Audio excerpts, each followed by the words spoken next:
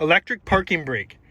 By default, every time you're in park, your parking brake is on. When you take it out of park, the parking brake goes off. As you can see, the light here went on and off. So if I put it back into park, the light goes back on, telling me my parking brake is enabled.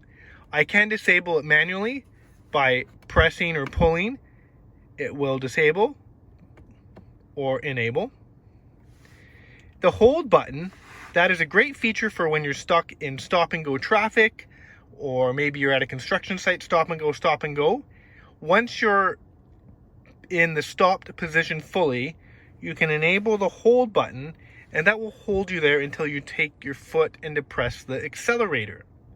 Once you come to a complete stop again, if you have not disabled the hold function, it will hold you there until you are able to press the accelerator again, giving your foot that would typically be depressing the brake pedal a bit of a rest on those long stops in bad traffic and long construction waits.